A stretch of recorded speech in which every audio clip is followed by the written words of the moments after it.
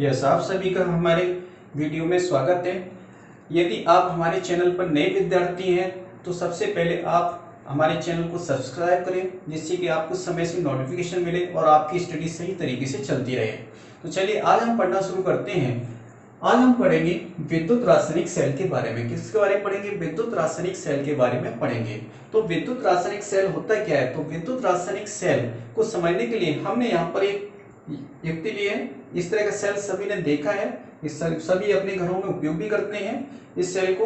तो समझेंगे कि विद्युत, और यही जो सेल है इसी सेल को हम क्या कहते हैं? विद्युत रासायनिक सेल कहते हैं। इसे विद्युत रासायनिक सेल क्यों कहते हैं, इस बात को समझेंगे। क्योंकि इसमें क्या भरा हुआ है? इस सेल के अंदर रासायनिक पदार्थ भरे हुए हैं। जब हम इस सेल का उपयोग करते हैं तो इस सेल के अंदर रासायनिक अभिक्रियाएं संपन्न होती है, और रासायनिक अभिक्रिया संपन्न होने से रासायनिक ऊर्जा विद्युत ऊर्जा में परिवर्तित होती है, और उस विद्युत ऊर्जा का उपयोग हम किसी उपयोगी कार्य में कर पाते हैं। तो इसी पर आधारित है इसकी परिभाषा। तो परिभाषा क्या हो जाएगी? वह युक्ति जिसमें रासायनिक ऊर्जा को विद्युत ऊर्जा में परिवर्तित किया जाता है उसे विद्युत रासायनिक सेल कहते हैं। वह युक्ति जिसमें रासायनिक ऊर्जा के व्यय से विद्युत ऊर्जा को उत्पन्न किया जाता है, विद्युत ऊर्जा उत्पन्न होती है, उसे क्या कहते हैं? विद्युत रासायनिक सेल कहते हैं। इस विद्युत रासायनिक सेल को हम गैल्वेनिक सेल या वोल्टेज सेल भी कहते हैं। गैल्वेनिक सेल क्यों कहते हैं इस विद्युत रासायनिक सेल को? क्योंकि इस विद्युत रासायनिक सेल को बनाया था किसने? लुइजी गैल्वेनी ने बनाया था। लुइजी गैल्वेनी ने बनाने के कारण इस विद्युत रासायनिक सेल को क्या नाम दिया गया? गैल्वेनिक सेल नाम दिया गया। इसे वोल्टेज सेल भी कहते हैं। वोल्टेज सेल इसको क्यों कहते हैं? क्योंकि इस विद्युत रासायनिक सेल को बनाने वाले जो वैज्ञानिक थे उनका नाम क्या था? एलेसेंड्रो वोल्टा। एलेसेंड्रो वोल्टा के नाम पर इस सेल का नाम रख दिया गया क्या? Voltage cell. इसलिए विद्युत रासायनिक सेल को गैल्वेनिक सेल तथा वोल्टेज सेल भी कहते हैं। विद्युत रासायनिक सेल को समझने का हमारे पास एक आसान उदाहरण है, और उस उदाहरण का नाम है डेनियल सेल। क्या उदाहरण है हमारे पास? Daniell cell. डेनियल सेल का चित्र हमने यहाँ पर बना रखा है। डेनियल सेल की व्यवस्था को हमने दो तरीके से दर्शाया है। दो तरीके से डेनियल सेल की व्यवस्था यहाँ पर दर्शाई गई है। तो हम दोनों तरीके से हम इस डेनियल सेल के बारे में समझेंगे। दोनों से ही रासायनिक ऊर्जा संपन्न होती है और हमें विद्युत ऊर्जा प्राप्त होती है। तो ध्यान देंगे, किसी भी सेल को बनाने के लिए उसमें दो इलेक्ट्रोडों की आवश्यकता होती है। अब वो इलेक्ट्रोड किसके होते हैं? धात्विक चालक के होते हैं। किसके होते हैं? धात्विक चालक के होते हैं। तो यहाँ पर डेनियल सेल में दो धात्विक इलेक्ट्रोड लिए गए। दो धात्विक इलेक्ट्रोडों में एक इलेक्ट्रोड लिया गया किसका? जिंक धातु का, और दूसरा इलेक्ट्रोड लिया गया कॉपर धातु का। ठीक है, कॉपर धातु के इलेक्ट्रोड और जिंक धातु के इलेक्ट्रोड और कॉपर धातु के इलेक्ट्रोडों को एक चालक तार के द्वारा, किसके द्वारा? एक चालक तार के द्वारा जोड़ देते हैं। यानी एक चालक तार के द्वारा जोड़ने पर इस एक परपथ बनता है, और उस परपथ को क्या कहते हैं? बाह्य परपथ कहते हैं। क्या कहते हैं? बाह्य परपथ कहते हैं। ठीक है, ध्यान रखेंगे। अब जिस पात्र में इस जिंक धातु के इलेक्ट्रोड को रखा जाता है उस पात्र में जिंक सल्फेट का विलयन भरा होता है, और जिस पात्र में कॉपर धातु के इलेक्ट्रोड को रखते हैं उसमें कॉपर सल्फेट का विलयन भरा होता है। किसका विलयन भरा होता है? कॉपर सल्फेट का, यानी उसी धातु के लवण का विलयन भरा होता है। इसमें जिंक धातु की क्षण है तो इसमें जिंक धातु के लवण का विलयन भरा हुआ है। इसमें कॉपर धातु की क्षण है तो इसमें कॉपर धातु के लवण का विलयन इसमें भरा जाता है। और यही व्यवस्था इसमें भी दिखाई दे रही है। इसमें भी क्या? दो धात्विक चालक के इलेक्ट्रोड हैं, जिसमें जिंक इलेक्ट्रोड है और एक कॉपर इलेक्ट्रोड है।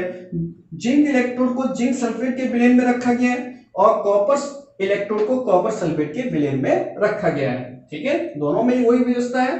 यहां पर इन दोनों पात्रों को एक सेतु के द्वारा जोड़ा गया है, और सेतु के द्वारा जोड़ने के लिए यहाँ पर एक कांच की एक यू आकार की नली ली गई है।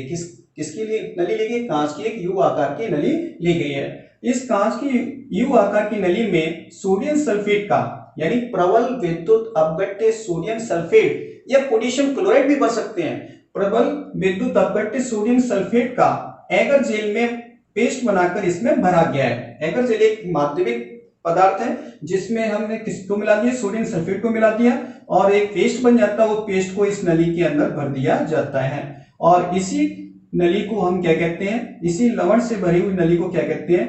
लवण सेतु कहते हैं। क्या कहते हैं इसको? लवण सेतु कहते हैं। इसी प्रकार से इधर देखें, यहां पर हमने लवण सेतु नहीं लिया, लेकिन इसमें लवण सेतु के स्थान पर एक सरंध्र दीवार लगाई गई। क्या लगा दी गई? इसमें बीच में सरंध्र दीवार लगा दी जाती है। तो सरंध्र दीवार के लगने पर एक ये दो भागों में विभाजित हो गया, इधर ये जिंक इलेक्ट्रोड और इधर ये कॉपर इलेक्ट्रोड हो जाता है। इस भाग में जिंक सल्फेट का विलयन, इस भाग में कॉपर सल्फेट का विलयन भरा होता है।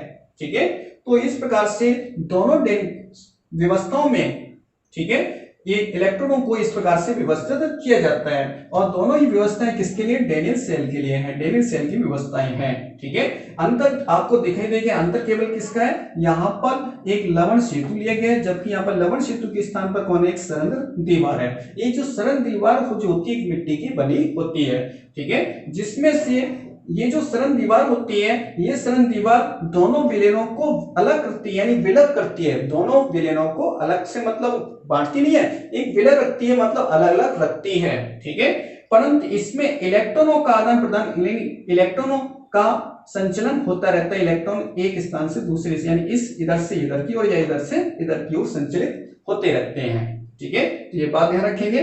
तो ये इस प्रकार से डैनियल सेल में ये व्यवस्था है। और दोनों इलेक्ट्रॉनों को यहाँ पर चालक तार के द्वारा जोड़ देते हैं। जब चालक तार के द्वारा जोड़ते हैं तो इन चालक तार के मध्य में हम एक गैल्वेनोमीटर लगाते हैं। क्या लगाते हैं? गैल्वेनोमीटर। ध्यान देंगे, ये क्या लगा दिया हमने?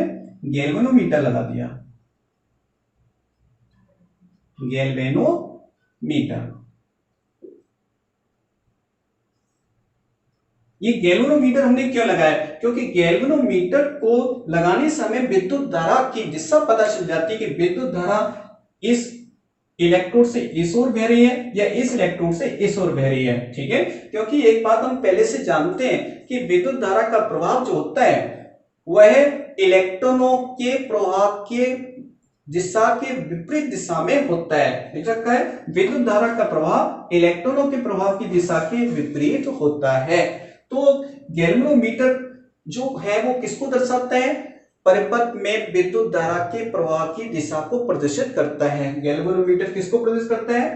परिपथ में विद्युत धारा के प्रवाह की दिशा को प्रदर्शित करता है। गैल्वेनोमीटर एक इस तरह का यंत्र होता है जिसमें इस तरह के पॉइंट लगे होते हैं, बीच में एक नीडल होती है इस प्रकार की, जो कि 0 पॉइंट पर होती है। जैसे यदि विद्युत धारा इधर से इस दिशा, इधर से इस साइड बह रही है तो ये जो नीडल है, ये सुई है, वो इस साइड झुक जाएगी, यानी सीधी थी वो इस साइड आ जाएगी।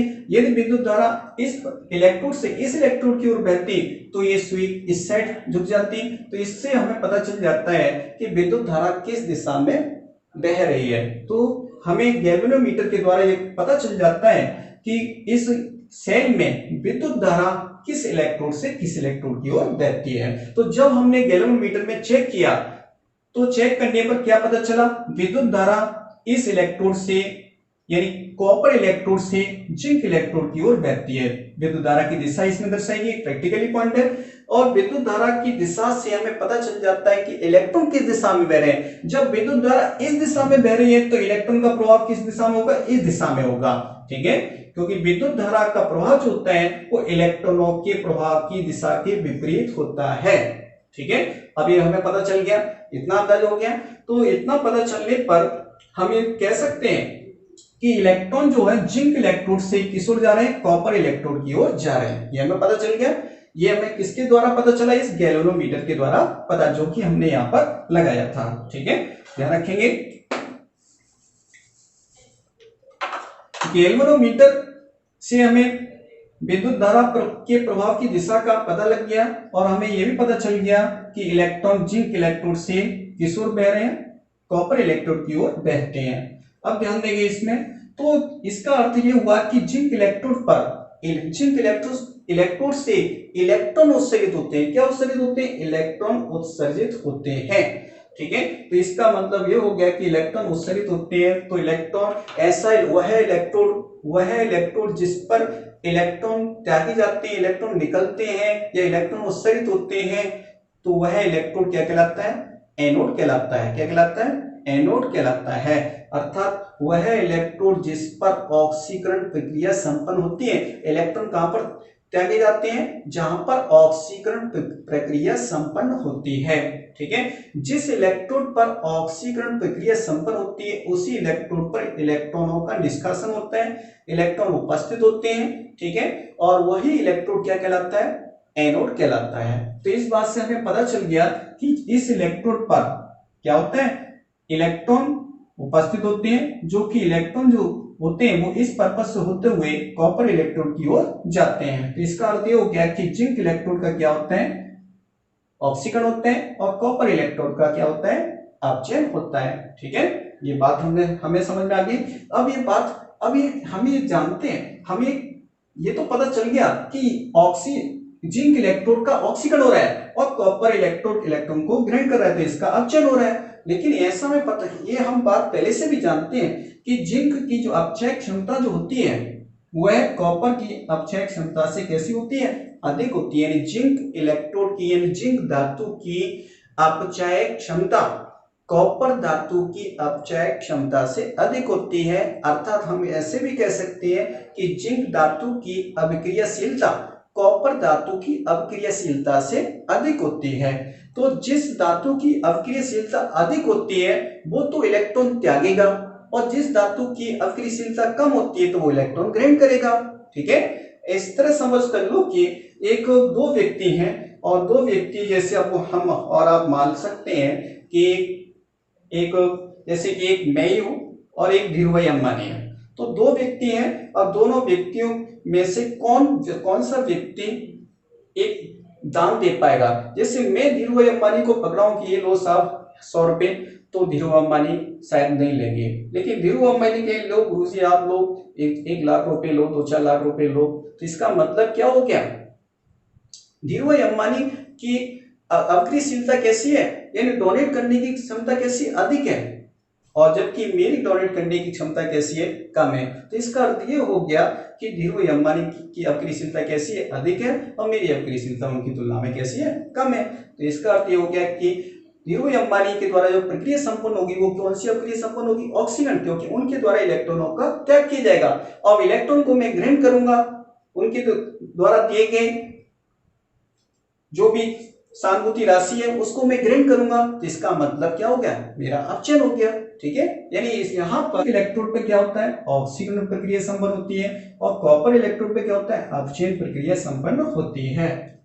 ठीक है, अब यहाँ पर ध्यान देंगे, जब भी कोई सेल बनता है तो सेल बनने में 2 अर्ध सेल होते हैं। एक ये जो आधा भाग है इसको अर्ध सेल कहा गया, ये जो इलेक्ट्रोड है इसको अर्ध सेल कहा गया। यहाँ पर 2 इलेक्ट्रोड हैं, किसी भी सेल के बनने में 2 इलेक्ट्रोडों का उपयोग किया जाता है। एक हमने इलेक्ट्रोड का नाम दिया लेफ्ट इलेक्ट्रोड, दूसरे को नाम दे दिया राइट इलेक्ट्रोड, यानी 2 इलेक्ट्रोड है। और ये एक जो इलेक्ट्रोड होता है उसी इलेक्ट्रोड को अर्ध सेल कहते हैं, इसी इलेक्ट्रोड को अर्ध सेल कहते हैं। 2 अर्ध सेलों के मिलने से क्या बनता है? एक सेल का निर्माण होता है। किसका निर्माण होता है? एक सेल का निर्माण होता है। उसी प्रकार से यहाँ पर भी देखें, ये अर्ध सेल है, ये अर्ध सेल है, यानी ये एक इलेक्ट्रोड है, लेफ्ट इलेक्ट्रोड है, ये राइट इलेक्ट्रोड है। दोनों इलेक्ट्रोडों के मिलने से एक सेल का निर्माण हुआ है। किसका निर्माण हुआ है? एक सेल का निर्माण होता है। ठीक है, तो यहाँ पर इस पर क्या होता है? ऑक्सीकरण प्रक्रिया संपन्न होती है, जैसा कि हमने यहाँ पर अब समझा, क्योंकि यहाँ पर विद्युत धारा का जो प्रभाव है कैथोड से यानी कॉपर इलेक्ट्रोड से इस जिंक इलेक्ट्रोड की ओर होता है। अभी हमने ये भी समझा कि एनोड किसे कहेंगे और कैथोड किसे कहेंगे। ठीक है, इसके बारे में भी बात करेंगे। तो जिंक इलेक्ट्रोड और ये कॉपर इलेक्ट्रोड से जिंक इलेक्ट्रोड की विद्युत धारा का प्रभाव होता है। तो इसका अर्थ ये हो जाता है कि इलेक्ट्रॉन का प्रभाव विद्युत धारा की विपरीत दिशा में होगा, तो इलेक्ट्रॉन इसकी विपरीत दिशा में प्रवाहित होते हैं। ठीक है, यही बात यहाँ पर दी और यही बात यहाँ पर है। ठीक है, दोनों में अंतर किसका है? यहाँ लवण सेतु है, लवण सेतु के स्थान पर यहाँ पर कौन है? सरंध्र एक दीवार है। ठीक है, अब ध्यान देंगे कि यहाँ पर ये जो सेल जो बना है पूरा 2 इलेक्ट्रोड से मिलकर बना है। इस इलेक्ट्रोड पर क्या प्रक्रिया संपन्न होती है? ऑक्सीकरण प्रक्रिया संपन्न होती है। तो ऑक्सीकरण प्रक्रिया जो संपन्न होती है उनको एक याद करने का तरीका, यदि ये तो एक प्रैक्टिकली तरीका बता दिया गया, गैल्वेनोमीटर के द्वारा हम पता कर सकते हैं किस पर ऑक्सीकरण हुआ, किस पर अपचयन होगा। लेकिन यदि हमें पता नहीं है तो हमें एक ट्रिक याद होनी चाहिए। क्या ट्रिक याद होनी चाहिए कि एक जो ट्रिक है, बिल्कुल सिंपल ट्रिक है, वो क्या ट्रिक है, देखो, लॉन, LOAN। इस सिंपल ट्रिक के द्वारा हम ये सारी बातें ध्यान कर सकते हैं। लॉन का मतलब क्या हो जाता है, लॉन का मतलब क्या होता है, लेफ्ट। वो एल का मतलब क्या होता है यहाँ पर, लेफ्ट। ओ का मतलब किससे, यहाँ पर ऑक्सीकरण से है, ऑक्सीडेशन। ए का मतलब एनोड से है, ए का मतलब किससे, एनोड से है। और एन का मतलब नेगेटिव से है, किससे, नेगेटिव।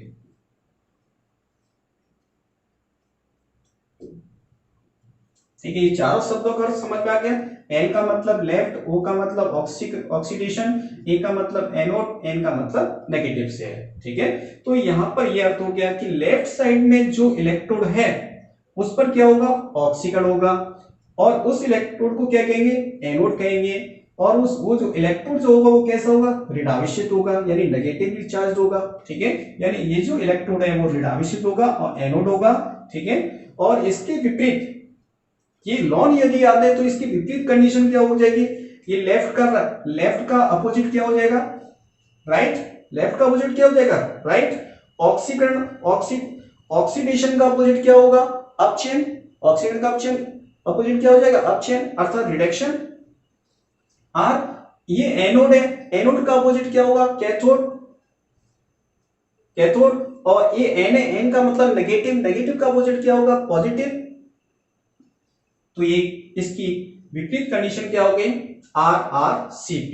ये लॉन, यानी लॉन की विपरीत कंडीशन क्या बना ली हमने, RRCP। इसका मतलब क्या हो गया, R का मतलब राइट, RIGHT, R का मतलब राइट हो गया, इसके विपरीत हमने लिखा है। और ये ऑक्सीडेशन, तो ये रिडक्शन।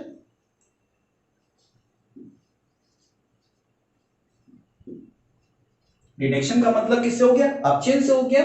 ये एनोड, एनोड का मतलब, एनोड का विपरीत क्या होगा, कैथोड।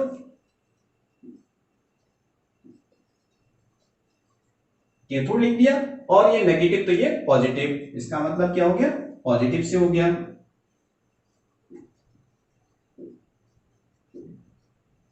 ठीक है, तो यहां पर ये हमने समझ लिया कि लॉन वाली ट्रिक यदि हमें याद है, ध्यान रखेंगे, याद कर लेंगे इस ट्रिक को। लॉन वाली ट्रिक याद है तो उसकी विपरीत जो स्थिति होगी, ये लॉन वाली स्थिति है, ये लेफ्ट ऑक्सीडेशन, इस पर क्या होगा, ऑक्सीडेशन। एनोड, इसे हम एनोड कहेंगे। और ये नेगेटिव, नेगेटिव है इस पर। इसके जस्ट अपोजिट इस भाग को देखें, ये राइट इलेक्ट्रोड, और इस पर क्या संपन्न होगी, रिडक्शन प्रक्रिया यानी अपचयन प्रक्रिया संपन्न होगी इस पर। ये एनोड, तो ये कैथोड, यानी ये कैथोड इलेक्ट्रोड होगा।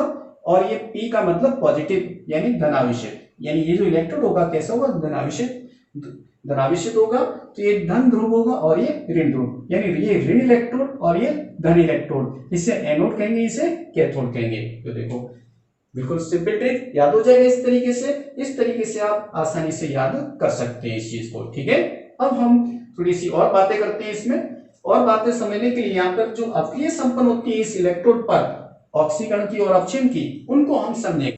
इलेक्ट्रोड पर संपन्न होने वाली रासायनिक अक्रियाएं सबसे पहले लिखेंगे, उनको समझेंगे। तो हमें एक बात हम पहले से जानते हैं, ये बात समझ चुके थे कि जिंक की जो अपचय क्षमता जो होती है, जिंक की अक्रियशीलता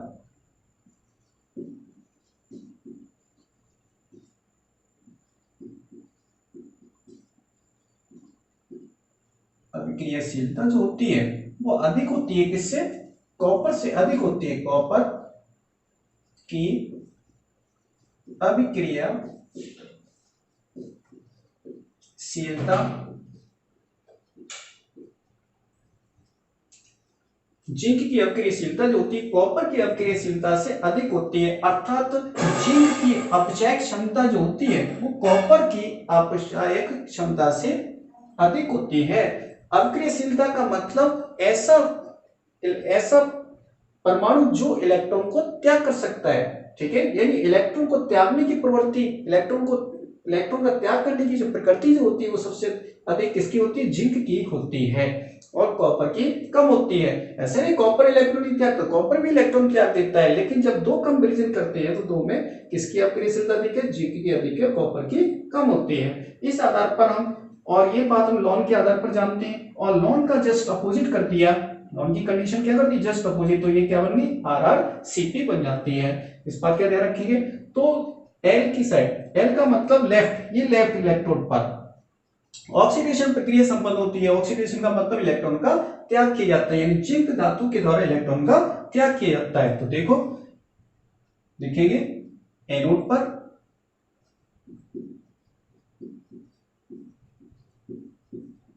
पर कौन है, जिंक धातु है, Zn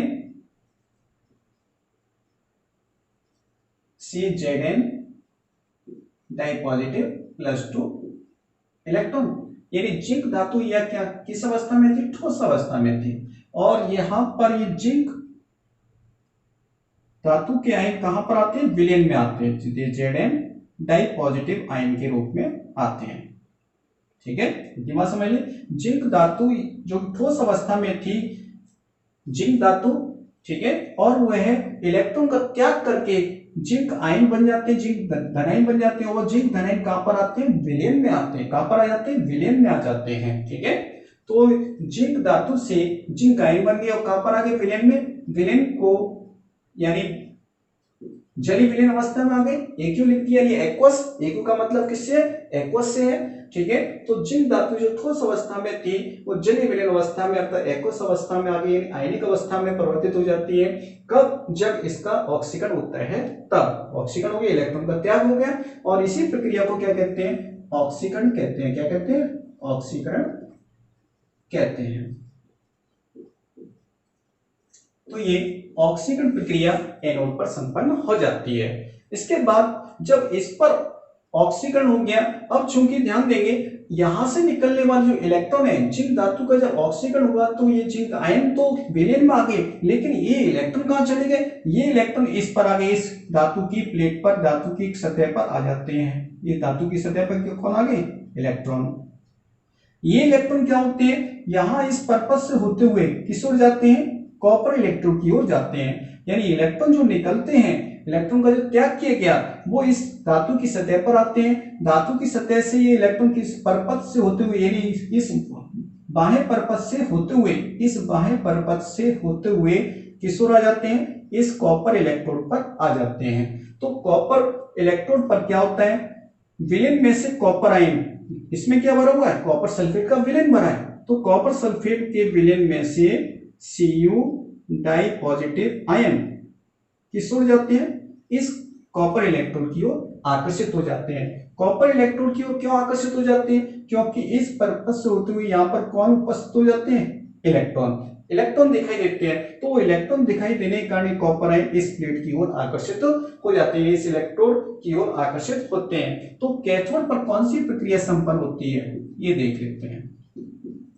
कैथोड पर, अब कैथोड पर क्या हो गया, ये Cu डाई पॉजिटिव आयन विलयन में से, Cu di positive ion AQ जो कि विलयन में थे, ये Cu डाई पॉजिटिव किसमें, कॉपर सल्फेट के विलयन में से आए हैं, और कॉपर सल्फेट के विलयन में से Cu di positive ion copper धनायन किस ओर आकर्षित होते हैं, इस इलेक्ट्रोड की ओर आकर्षित होते हैं, इसकी सतह पर जाते हैं, और वहां पर क्या उपस्थित होते हैं, इस पर्पस से आगे क्या, इलेक्ट्रॉन। उन इलेक्ट्रॉनों को यानी त्यागे गए, जिंक द्वारा त्यागे गए इलेक्ट्रॉनों को ये कॉपर आयन क्या करते हैं, ग्रहण कर लेते हैं, और ग्रहण करके ये किसमें परिवर्तित हो जाते हैं, Cu में परिवर्तित हो जाते हैं। अर्थात Cu धन आवेश जो होता है, द्विधनावेशित होता है, दो इलेक्ट्रॉनों को ग्रहण करके ये उदासीन हो जाता है, और उदासीन होकर के ठोस अवस्था में परिवर्तित हो जाता है। किस अवस्था में परिवर्तित हो गया, ठोस अवस्था में परिवर्तित हो जाता है। यानी Cu डाई पॉजिटिव विलयन से निकल करके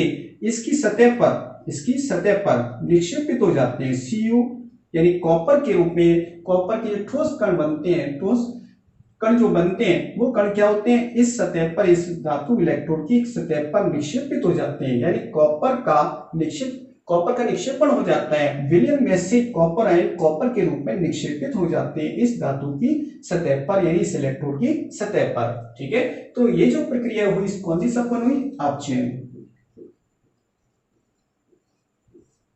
हुई। और ये बात हम पहले से जानते हैं कि जिस इलेक्ट्रोड पर ऑक्सीकरण प्रक्रिया संपन्न होती है उस इलेक्ट्रोड को एनोड कहते हैं, जिस इलेक्ट्रोड पर अपचयन प्रक्रिया संपन्न होती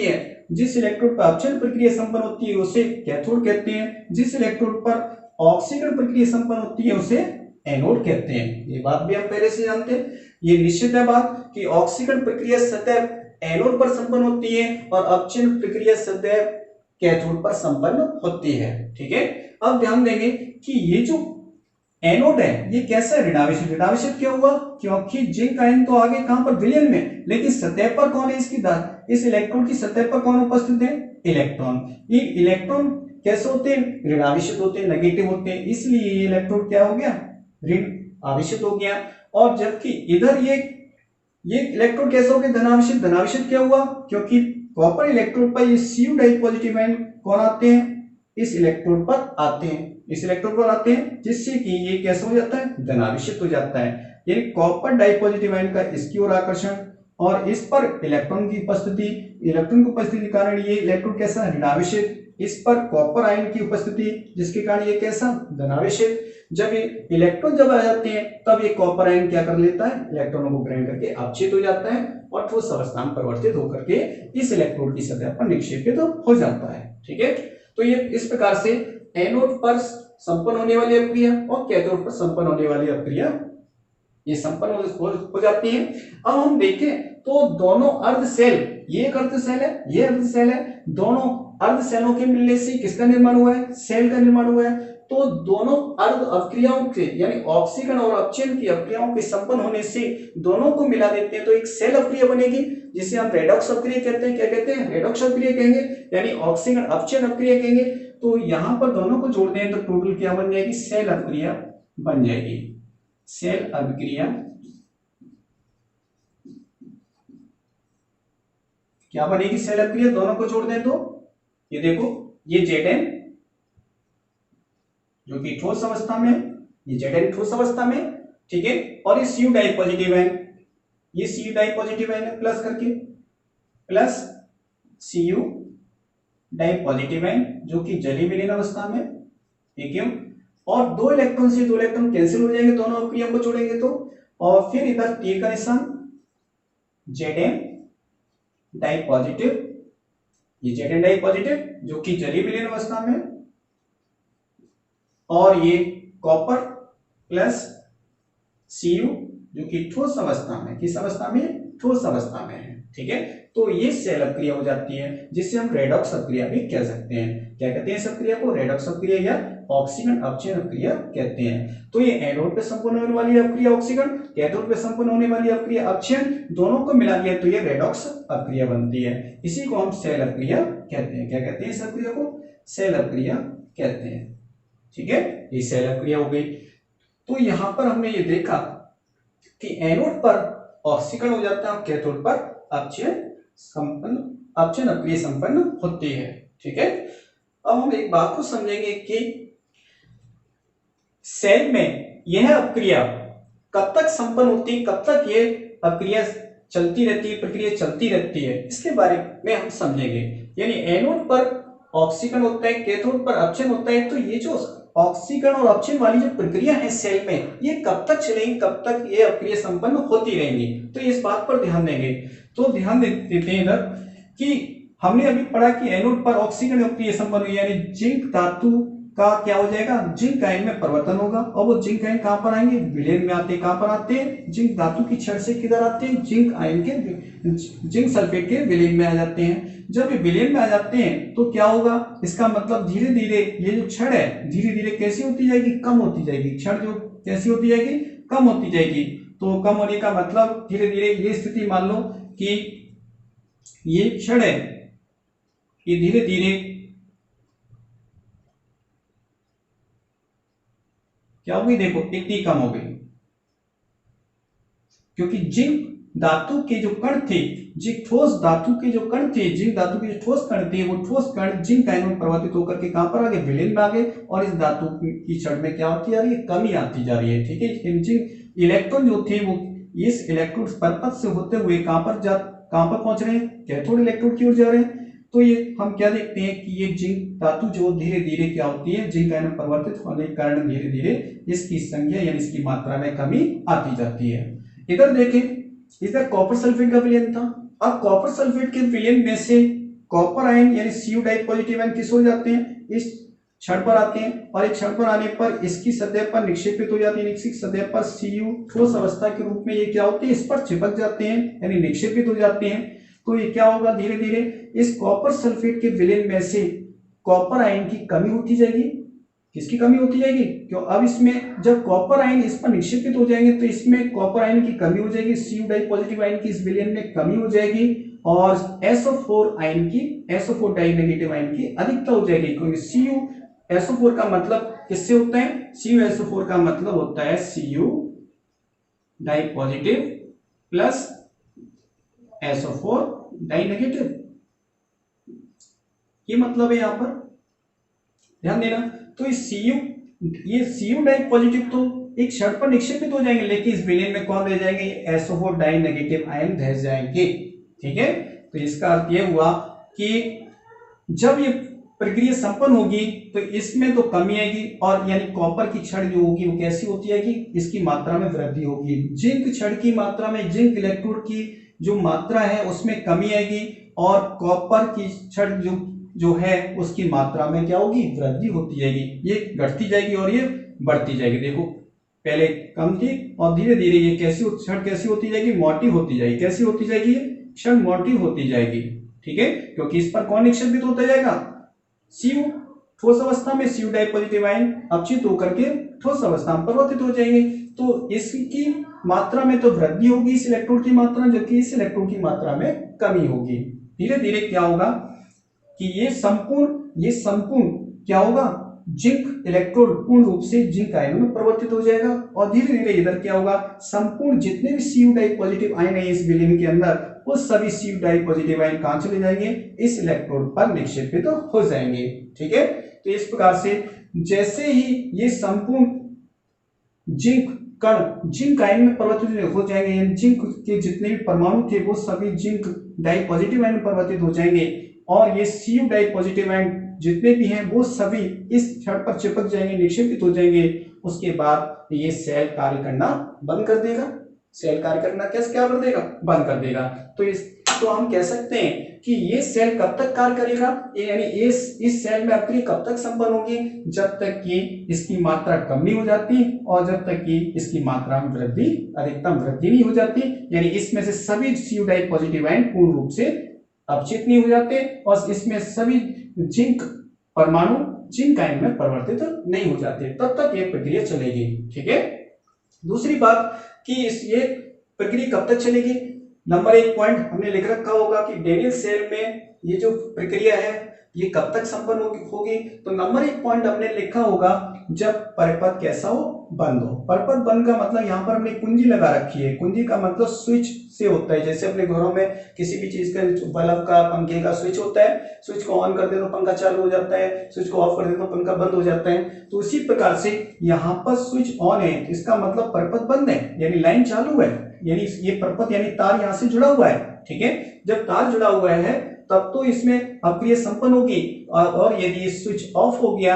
यानी परिपथ खुला हो गया, परिपथ खुला हुआ तो इसमें विद्युत धारा प्रवाहित नहीं होगी, विद्युत धारा का प्रवाह नहीं होगा इसमें। ठीक है, तो ध्यान रखेंगे।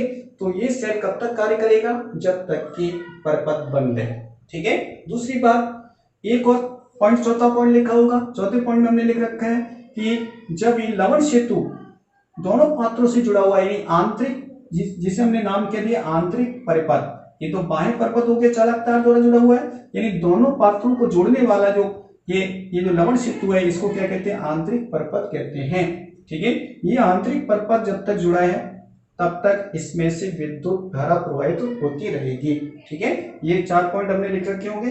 ये 4 पॉइंट आपको ध्यान रखने हैं कि ये सेल कब तक कार्य करेगा, इस सेल में कब तक अपक्रिया संपन्न होगी। तो नंबर 1 पॉइंट परपथ बंद रहता है। नंबर 2 पॉइंट जब तक सी टाइप पॉजिटिव आयनों का पूर्ण रूप से अपक्षय नहीं हो जाता। नंबर 3 पॉइंट सभी जिंक आयन में परिवर्तन नहीं हो जाता। नंबर 4 पॉइंट आंतरिक परपथ यानी लवण सेतु या सरंध्र दीवार लगी है तब तक। जब तक ये सरंध्र दीवार लगी है और लवण सेतु लगा हुआ है तब तक ये प्रक्रिया इसमें संपन्न होगी, यानी ये परपथ काम करेगा, अर्थात रासायनिक ऊर्जा से विद्युत ऊर्जा हमें प्राप्त होती रहेगी। देखो जब इसमें से रासायनिक ऊर्जा जब विद्युत ऊर्जा में परिवर्तित होगी तो यहाँ पर यदि हमने बल्ब लगा दिया तो बल्ब जलने लगेगा। ठीक है, बल्ब लगा दिया तो बल्ब जलने लगेगा। यहाँ पर हमने वोल्ट भी गैल्वेनोमीटर लगाया। गैल्वेनोमीटर क्यों लगाया? विद्युत धारा की दिशा को पता करने के लिए विद्युत धारा किस इलेक्ट्रोड से किस इलेक्ट्रोड की ओर बह रही है, किस ओर प्रवाहित हो रही है। ठीक है, अब हम इस गैल्वेनोमीटर को हटा दें और इस गैल्वेनोमीटर के स्थान पर बल्ब लगा दें तो बल्ब क्या होगा? जलने लग जाएगा। बल्ब जलेगा क्योंकि विद्युत धारा प्राप्त होगी, विद्युत ऊर्जा उत्पन्न प्राप्त होगी, तो विद्युत ऊर्जा के द्वारा क्या होगा? यहाँ बल्ब जलने लगेगा। ठीक है, या यहाँ पर वोल्ट मीटर लगा दें तो वोल्ट मीटर के द्वारा हमें पता चल जाएगा कि इस सेल के द्वारा कितने विभव उत्पन्न हो रहे हैं, या इस सेल के द्वारा यहाँ वोल्ट मीटर लगाने से पता चल जाएगा कि इस सेल के द्वारा कितने विभव उत्पन्न हो रहे हैं, कितना सेल विभव उत्पन्न हो रहा है, इसका हमें पता चल जाएगा। ठीक है, तो ये ध्यान रखना इस विधि का। उसके बाद ध्यान देंगे कि इस क्रिया में यहां पर हम देखते हैं कि अपक्षय ऑक्सीजन अपक्रिया संपन्न होती है, जिंक आयन कहां पर आ जाते हैं? विलयन में आ जाते हैं। तो हम क्या देखते हैं कि विलयन में किसकी संख्या अधिक हो जाएगी? Zn टाइप पॉजिटिव आयन की संख्या अधिक हो जाएगी, और इधर से Cu टाइप पॉजिटिव आयन जब इधर चले जाएंगे तो विलयन में किसकी संख्या अधिक हो जाएगी? SO4 डाई नेगेटिव आयन की संख्या अधिक हो जाएगी, क्योंकि सारे Cu टाइप पॉजिटिव आयन तो इसमें अपच्छेद हो गए, लेकिन रह कौन गए? इसमें SO4 डाई नेगेटिव आयन रह गए, और इसमें कौन अधिक मात्रा में आ गए? Zn डाई पॉजिटिव आयन आ गए। तो क्या होगा? इस आयनों को संतुलित करने के लिए लवण में क्या भरा है? सोडियम सल्फेट, जो कि एक प्रबल विद्युत अपघट्य पदार्थ है। तो क्या होगा? Zn डाई पॉजिटिव को उदासीन करने के लिए इस प्रबल विद्युत अपघट्य में से SO4 di negative Na positive होगा और SO4 डाई नेगेटिव होगा, तो 2Na positive plus SO4 di negative. तो इस पेस्ट में से, इस नली में से होते हुए कौन इस विलयन में आ जाएंगे? SO4 डाई नेगेटिव आ जाएंगे। SO4 डाई नेगेटिव और Zn डाई पॉजिटिव दोनों मिलकर के किस में चेंज हो जाएंगे? ZnSO4 में चेंज हो जाएंगे। तो देखो यहां पर अधिक मात्रा में कौन है? Zn डाई पॉजिटिव, और इस लवण सेतु की नली में से कौन आते हैं? SO4 डाई नेगेटिव, तो ये प्लस SO4 डाई नेगेटिव, तो ये किस में परिवर्तित हो जाएंगे? ZnSO4 में परिवर्तित हो जाएंगे। यानी इसमें संपूर्ण विलयन किसका हो जाएगा? जिंक सल्फेट का बन जाएगा। संपूर्ण विलयन किसका बनेगा? जिंक सल्फेट का बनेगा। अब चूंकि यहां पर SO4 डाई नेगेटिव जब इधर आएंगे तो यहां पे कौन रह जाएंगे? इसमें इस पेस्ट में कौन रह जाएंगे? Na पॉजिटिव रह जाएगा, 2Na पॉजिटिव रह जाएगा। ये Na पॉजिटिव क्या करेगा? यहाँ पे कौन थे? SO4 di negative. ये SO4 डाई नेगेटिव इस नली के अंदर प्रवेश कर जाएंगे, इस नली के अंदर क्या होंगे? प्रवेश करेंगे। यानी इधर से SO4 डाई नेगेटिव आयन इसमें आएंगे और इधर से SO4 डाई नेगेटिव आयन इस नली के अंदर प्रवेश करेंगे। ठीक है, तो क्या होगा? जितने SO4 डाई नेगेटिव आयन इधर जाएंगे उतने ही SO4 डाई नेगेटिव इस नली के द्वारा इस नली में आ जाएंगे। तो यहाँ पर जो Na पॉजिटिव है वो कैसा हो जाएगा? उदासीन हो जाएगा। ठीक है, यानी यहाँ पर जो SO4 डाई नेगेटिव आया ये कहां से आया? इस Na2SO4 में से आया। अब इस विलयन में यहां पर कौन से आयन रह गए थे? SO4 डाई नेगेटिव आयन रह गए थे। ये SO4 डाई नेगेटिव इस नली में प्रवेश करेंगे और वो किसके साथ जुड़ जाएंगे? वो SO4 डाई नेगेटिव इस Na पॉजिटिव के साथ जुड़ जाएंगे और फिर से पुनः क्या बन जाएगा? Na2SO4 बन जाएगा। ये बात ध्यान रखेंगे। तो इस प्रकार से हम क्या देखते हैं कि यहां पर तो जिंक सल्फेट की सांद्रता में वृद्धि होगी, इस पात्र में जिंक सल्फेट की सांद्रता में क्या होगी? वृद्धि होती है, जबकि इधर कॉपर सल्फेट की सांद्रता में कमी हो जाती है। और अपक्रिया संपन्न होते होते एक स्थिति वो आती है कि इसमें कॉपर सल्फेट की सांद्रता शून्य हो जाती है और इसमें जिंक सल्फेट की सांद्रता उच्च हो जाती है, क्योंकि Zn डाई पॉजिटिव आयन तो थे, इधर से SO4 डाई नेगेटिव इस नली से होते हुए इसमें आ गए और नली के SO4 डाई नेगेटिव आयन इसमें आ गए, तो यहां पर ZnSO4 बन जाएगा अधिक मात्रा में ZnSO4 की सांद्रता अधिक हो जाएगी इस पात्र में, जबकि इस पात्र में Cu डाई पॉजिटिव तो इस छड़ पर आ गए, SO4 डाई नेगेटिव है इस नली के अंदर चली गए, तो ये इस विलेन की सांद्रता यहाँ पर कैसी हो जाएगी, शून्य हो जाती है। कैसी हो जाती है, यहाँ पर शून्य हो जाती है। यही प्रक्रिया यहाँ पर होती है। ध्यान देंगे यहाँ पर एक छड़ से जिंक आयन कहां पर आते हैं, विलेन में आते हैं, ठीक है, और इधर से Cu डाई पॉजिटिव आयन कहां पर जाते हैं, क्षण की हो जाते हैं, जो कि क्षण पर निक्षेपित हो जाते हैं, ठीक है। लेकिन यहां पर कौन रह जाता है इस विलेन में, SO4 डाई नेगेटिव आयन रह जाते हैं। SO4 डाई नेगेटिव क्या होते हैं, इस सरंध्र दीवार को पार कर जाते हैं, और सरंध्र दीवार को पार करके यानी इसके SO4 डाई नेगेटिव आयन, इसके SO4 डाई नेगेटिव आयन किस ओर आ जाते हैं, सरंध्र दीवार को पार करके इस पात्र की ओर आ जाते हैं, इस भाग में आ जाते हैं। इस भाग में कौन उपस्थित है अधिक मात्रा में, Zn डाई पॉजिटिव। ये Zn डाई पॉजिटिव और इधर से आने वाले SO4 डाई नेगेटिव दोनों मिलकर के क्या बना लेते हैं, ZnSO4 बना लेते हैं। यानी इधर जिंक सल्फेट की सांद्रता में वृद्धि होती है और इधर कॉपर सल्फेट की सांद्रता में कमी होती है, ठीक है। ये प्रक्रिया चलती है। तो फिर इस प्रक्रिया जब सेल अपक्रिया संपन्न होती है तो इसकी सांद्रता में कमी होती जाती है, इसकी सांद्रता में वृद्धि होती जाती है, और लास्ट स्थिति क्या जाती है कि इसकी सांद्रता जिंक सल्फेट की सांद्रता उच्च हो जाती है और कॉपर सल्फेट की सांद्रता निम्न हो जाती है, यानी शून्य हो जाती है। और जैसे इसकी सांद्रता शून्य होती है वैसे ये सेल कार्य करना बंद कर देता है, यानी फिर से, और फिर क्या होता है, इससे विद्युत ऊर्जा प्राप्त नहीं हो पाती है। आगे बात समझ में, ये बात ध्यान रखेंगे। तो ये तो था सेल के कार्य करने की प्रक्रिया पर वर्णन, ध्यान रखेंगे इस चीज का। अब हम आगे ध्यान देंगे सेल का प्रदर्शन यानी सेल का निरूपण हम कैसे करेंगे, ठीक है। ये जो सेल है, डेनियल सेल है, इस सेल का निरूपण और सेल का प्रदर्शन कैसे करते हैं, अर्थात डेनियल सेल का सेल आरेख कैसे बनाते हैं, इस बात को हम समझेंगे। तो ध्यान देंगे, जैसे कि हम पहले से जानते हैं कि एक ट्रिक थी अपनी, क्या ट्रिक थी अपनी, लॉन LOAN, इस ट्रिक का विशेष ध्यान रखेंगे, ठीक है। इसका अर्थ पता ही सबको, तो ध्यान देंगे। लेफ्ट साइड कौन है, ये लेफ्ट साइड ये, तो लेफ्ट साइड क्या होता है, ऑक्सीकरण होता है। ऑक्सीकरण किसका होता है, जिंक का होता है। किसका होता है, जिंक का। तो Zn जो कि ठोस अवस्था में है, देखो प्रदर्शन समझ लेना कैसा है, इंपोर्टेंट पॉइंट है। अब जिंक का क्या होता है, ऑक्सीकरण होता है लेफ्ट साइड, और लेफ्ट साइड वाली साइड में जिंक धातु और उसका क्या होता है, ऑक्सीकरण होता है। तो Zn से क्या हो जाता है, Zn डाई पॉजिटिव बनता है। और एक किस अवस्था में आ जाती है Zn डाई पॉजिटिव, एक्वस अवस्था में, जली विलीन अवस्था में आ जाते हैं। एक लिख दिया, उसके नीचे एक लाइन खींच दी, ध्यान रखना प्रदर्शित करने का तरीका समझ गए ना। जिंक धातु, ये जिंक, और एक लाइन खींच करके किस में परिवर्तित होते हैं, Zn डाई पॉजिटिव आयन में परिवर्तित होते हैं। उसके बाद एक यहाँ पर क्या है, लवण सेतु है। लवण सेतु को एक समांतर रेखा के द्वारा प्रदर्शित करते हैं। ये देखो, ये किसको प्रदर्शित करती है, लवण सेतु को। ये रेखा जो है लवण सेतु को प्रदर्शित करती है।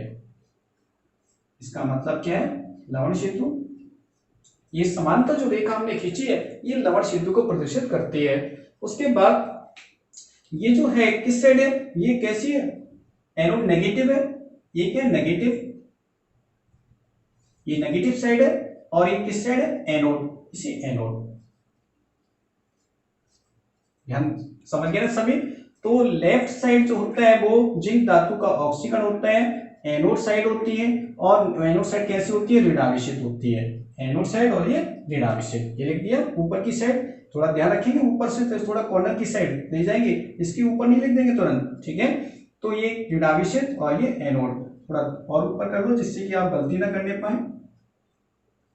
इस दिशा में ही एनोड, ये इससे थोड़ा दूर ही लिखना है यहाँ पर, ठीक है। इसके ऊपर नहीं लिख देना, इस जिंक जहां पर लिखा है उससे थोड़ा दूर हट करके यहाँ पर ऋण और यहाँ पर एनोड ऐसे लिखेंगे। उसके बाद इधर इस साइड आते हैं, इस साइड जस्ट इसकी अपोजिट कंडीशन क्या थी, RRCP, यही थी ना अपोजिट कंडीशन, ठीक है, RRCP। अब RRCP में क्या होता है कि राइट साइड ये है, राइट साइड क्या होता है, कॉपर का अपक्षय होता है, ये कॉपर का अपक्षय होता है। देखो Cu di positive ion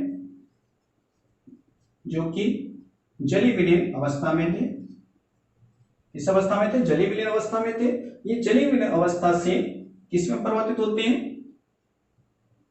Cu ठोस अवस्था में परिवर्तित होते हैं, ठीक है। और यहाँ पर ये कैसा है, पॉजिटिव, तो ये पॉजिटिव देखो ऊपर कॉर्नर की साइड, और ये एनोड, तो यहाँ पे ये क्या है, कैथोड, तो ये कैथोड लिख दिया। इस प्रकार से सेल का प्रदर्शन किया जाता है। अब एक बात पर ध्यान देंगे, यदि सांद्रता दी गई है, जैसे जिंक आयन, ये विलेन की सांद्रता दी गई है और इस विलेन की भी सांद्रता दी गई है, तो सांद्रता को भी हम साथ में प्रदर्शित करेंगे। तो सांद्रता को प्रदर्शित करके हम कैसे लिखेंगे, उस बात को भी समझ लो। तो ये तो लवण सेतु,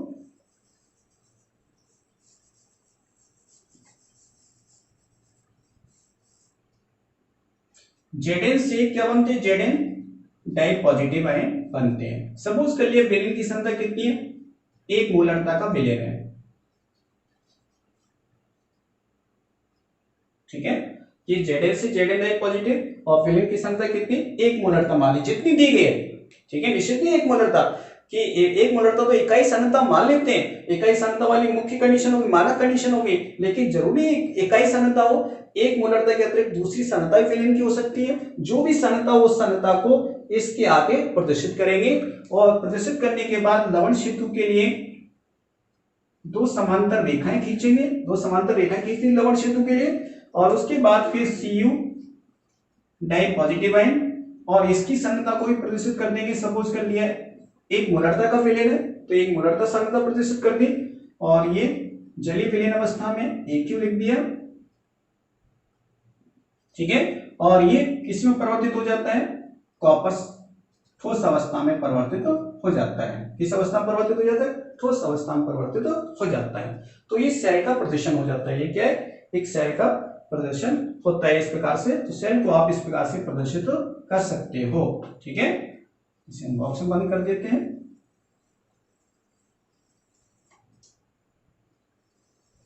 तो ये हमने क्या समझ लिया, सेल को प्रदर्शित करने का तरीका समझ लिया, ठीक है। ध्यान रखेंगे इस सेल को प्रदर्शित करने के तरीके को।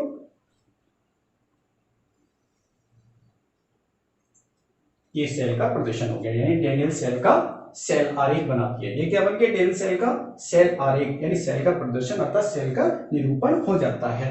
तो ये बात ध्यान रखेंगे कि इसमें लवण सेतु का कार्य क्या है।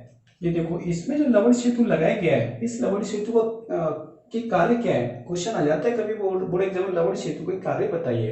तो लवण सेतु का एक तो पहला कार्य ये है इसमें कि ये आंतरिक परिपथ को पूर्ण करता है। आंतरिक परिपथ का मतलब ये 2 विद्युत अपघट्यों की जो विलयन थी, यानी जिंक सल्फेट का विलयन और कॉपर सल्फेट के विलयन को एक दूसरे से जोड़ता है, यानी आंतरिक परिपथ को पूर्ण करता है।